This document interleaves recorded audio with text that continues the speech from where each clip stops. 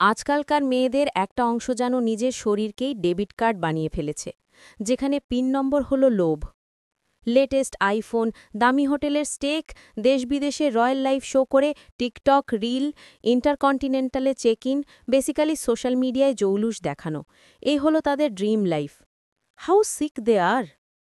শরীরের বিনিময়ে স্বপ্ন পূরণ করার এই ট্রেন্ডে ওরাল লাইন হল, সম্মান গেলে যাক, লাইফস্টাইল হতে হবে লাক্সারি।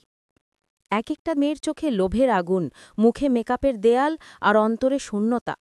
নিজেকে তারা উপস্থাপন করে রাজকন্যার মতো, অথচ ভেতরে পুরোটাই ফাঁকা। এরা যখন টাকাওয়ালা পুরুষ খুঁজে পায়, তখন নিজেকে প্রেমিকা নয়, বিনোদনমূলক প্যাকেজ বানিয়ে দেয়, নির্দিষ্ট মেয়াদে ব্যবহারের জন্য।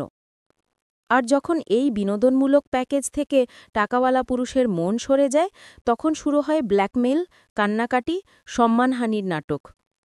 সবচেয়ে করুণ সত্য, এরা নিজেদের প্রস্টিটিউট বলে মানতেও রাজি না, কিন্তু আচরণে প্রফেশনালদের থেকেও ঘৃণ্য হয়ে ওঠে।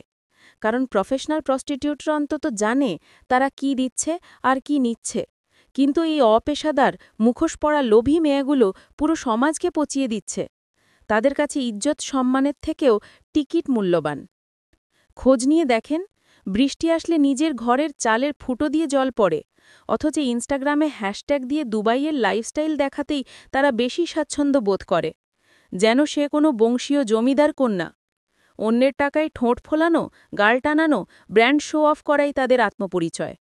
এই মেয়েরা আজকাল শরীরকে ভাড়া দেয় না, শরীর দিয়েই ভাড়া নেয়।